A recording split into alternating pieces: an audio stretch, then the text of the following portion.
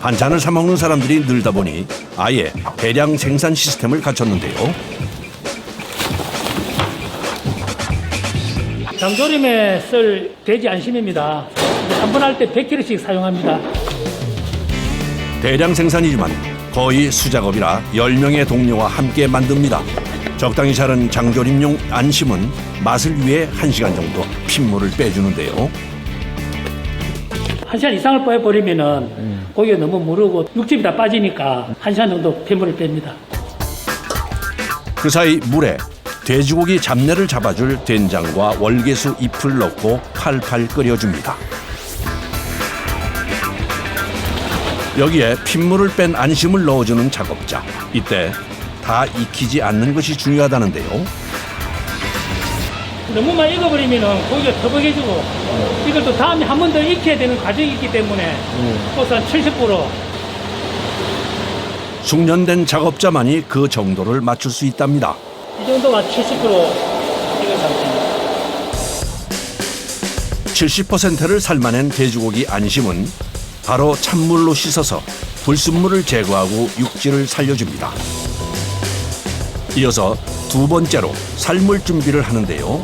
이번에 들어가는 재료는 뭔가요? 장조림에 들어가는 채소 국물인데요. 감칠맛을 내기 위해서 양파, 대파, 마늘, 건다시마, 고추하고 조금의 이제 통후추하고 있습니다. 앞서 70%만 익혀낸 고기에 채소에서 우러난 감칠맛이 배어들도록 푹 삶아줍니다. 가열 시간은 40분이고 뜸 들이는 1시간. 그럼 마지막에 이제 고기 째면 됩니다. 힘을 왜 들여요? 육수가 잘 배기 들고 고기가 좀 잘 찢어질 수 있도록 뜸 들이고. 완벽하게 삶아낸 100kg의 고기는 건져낸 즉시 작업대로 옮깁니다. 이제 고기를 찢을 차례. 그런데 어찌된 일인지 작업자들마다 손에 목장갑을 끼기 시작하는데요.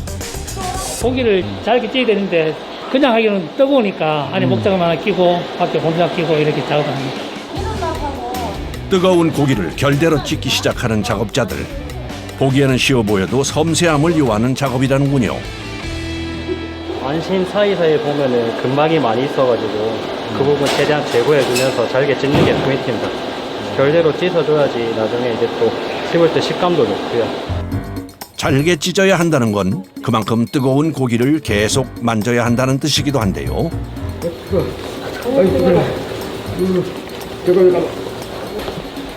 이중으로 장갑을 껴도 전해지는 열기를 당해낼 재간은 없습니다. 많이 뜨거우세요? 네. 고기를 좀 식혀서 하면 되는 거 아닌가요? 아니죠.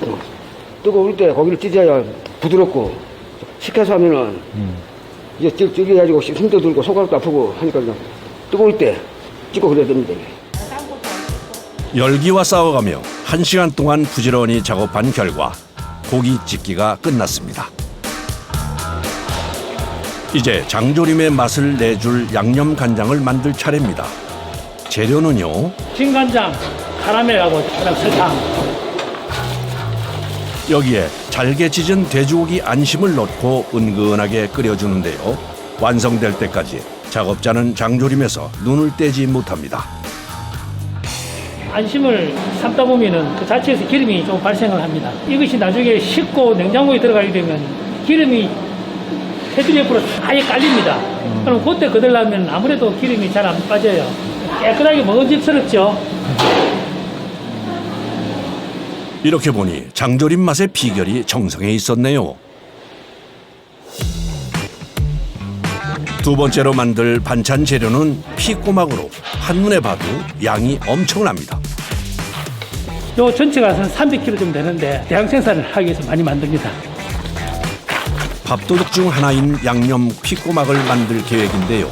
그러려면 먼저 해감하고 세척을 해야 하는데 생각보다 세심함을 요합니다.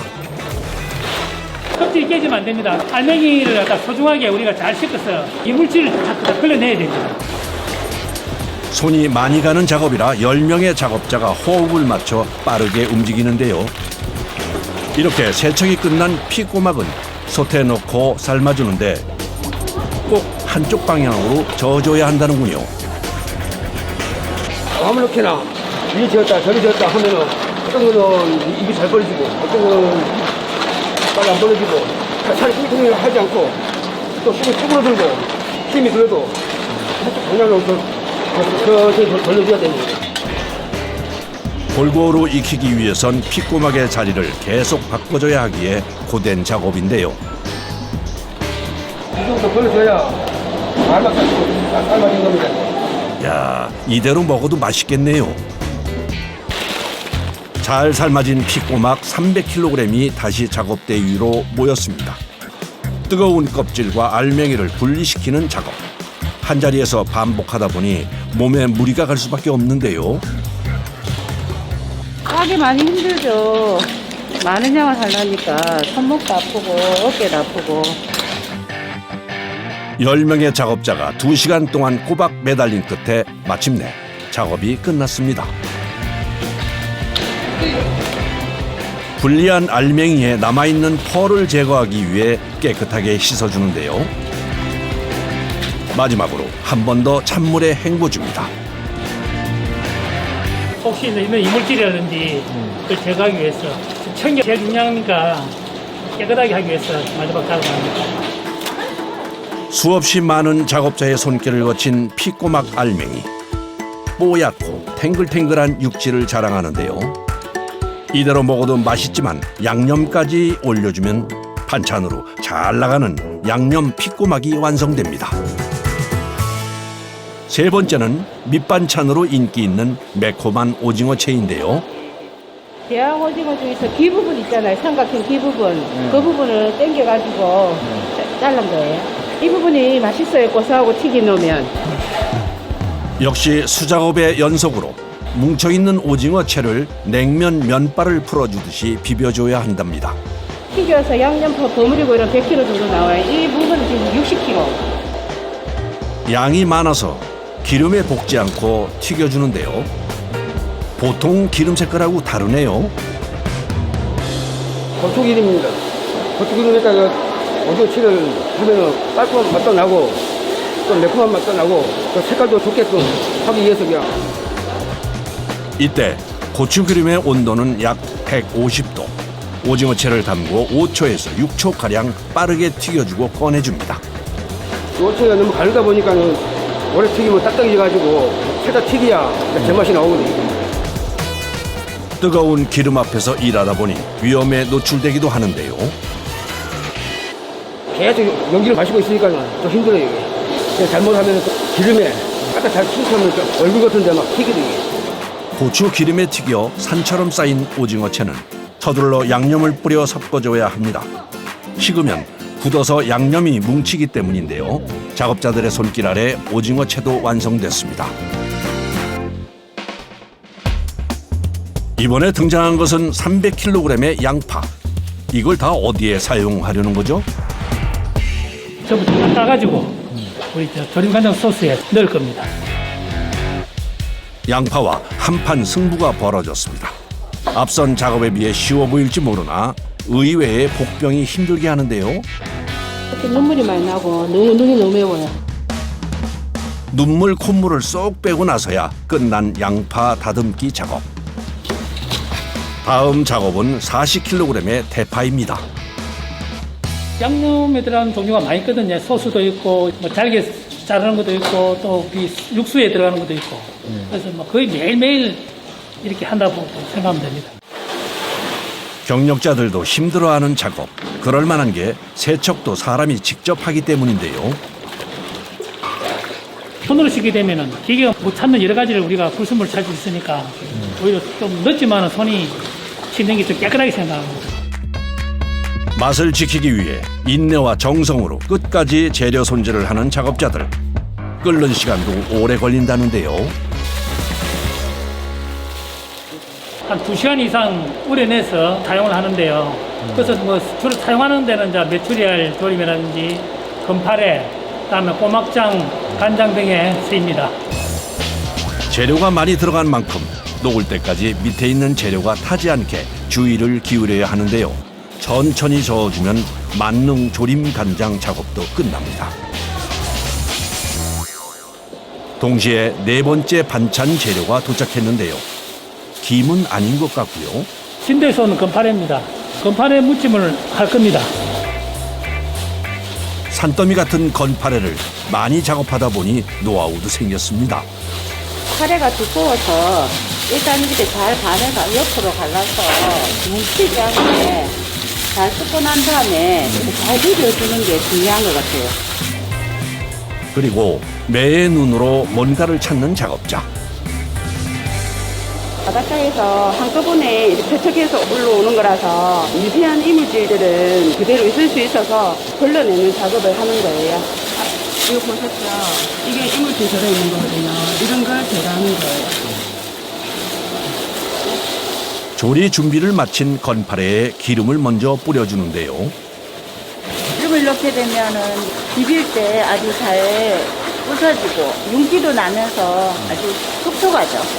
이제 오랫동안 이제 보존할 수도 있고요. 잘게 부순 시간만큼 또다시 반복되는 기름의 버무리기. 여기에 양념을 뿌려 이전과 같게 사람 손으로 골고루 비벼주는데요. 쉴 틈도 없이 강행군이 계속됩니다. 집에서도 반찬 만드세요? 집에서는 안 합니다.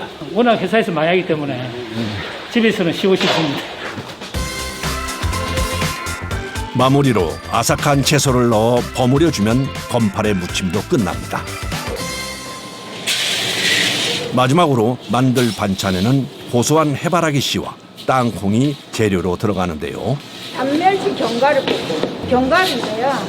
이게 들어감으로써 고소하고 장멸치가 짠맛이 강하기 때문에 짠맛을 중화시켜주는 역할도 하고 영양적으로도 좋고.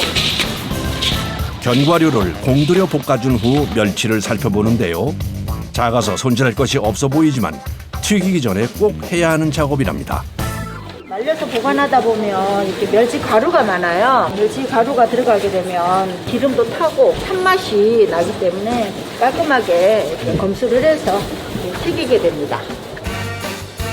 깐깐하게 선별한 멸치는 체에 담아 오징어 채와 같은 방식으로 식용유에 튀겨주는데요. 50kg의 멸치를 태우지 않고 잘 튀기려면 12초를 넘기지 말아야 합니다. 각 재료의 맛이 따로 놀지 않도록 뜨거울 때 견과류와 양념을 섞어주는데요. 힘들지만 오늘을 이겨낼 수 있는 이유, 자부심에 있습니다. 양념 만드는 과정이나 숙성 과정이나 지킬 시간을 다 지켜가면서 음식 만든다는 게 참 힘든 것 같아요. 신경도 많이 쓰이고 근데 또 그렇게 해야지만이 소비자들한테 가면 그게 다 표가 나거든요. 음식이 맛이 있다고 또 소비자들이 많이 찾아주시고 보람 있죠.